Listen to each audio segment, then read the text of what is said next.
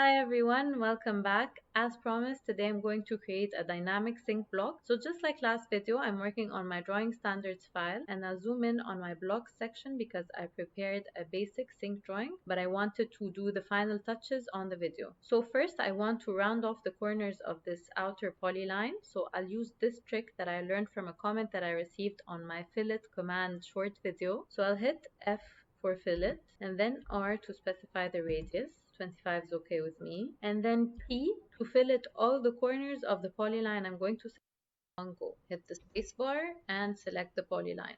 Next, I want to create two masks, one on the faucet here and on the handle right here to hide this line behind them. So I'll type in wipe out and I'll draw my first mask, enter, and I'll hit the space bar to repeat the command and I'll draw a frame here.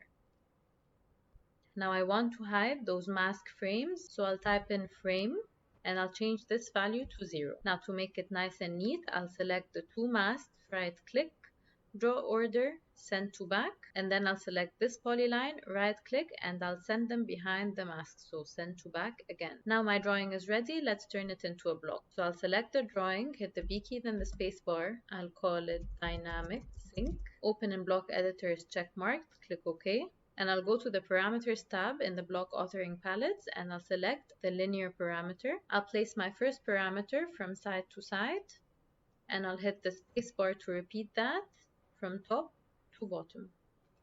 Then I'll go to the Actions tab, select Stretch, select my first parameter, specify my parameter point, draw a frame around the objects I want to stretch, and then select the objects, hit Enter. I'll do the same thing for this parameter. Stretch, select parameter, specify parameter point, draw a frame around the objects I want to stretch, and then select the objects, hit Enter.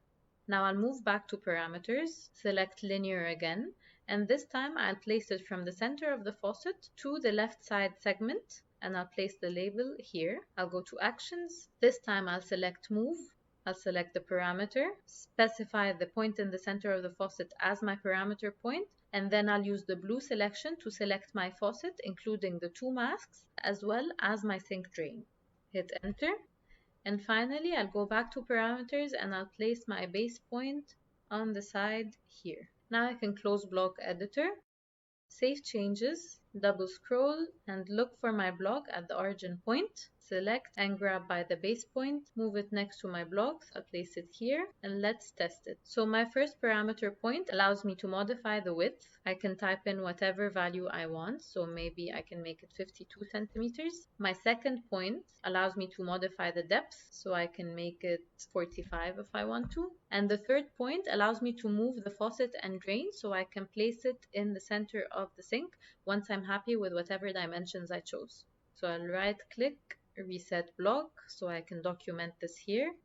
First, I'll place it on the correct layer, sanitary fixtures, dynamic sink.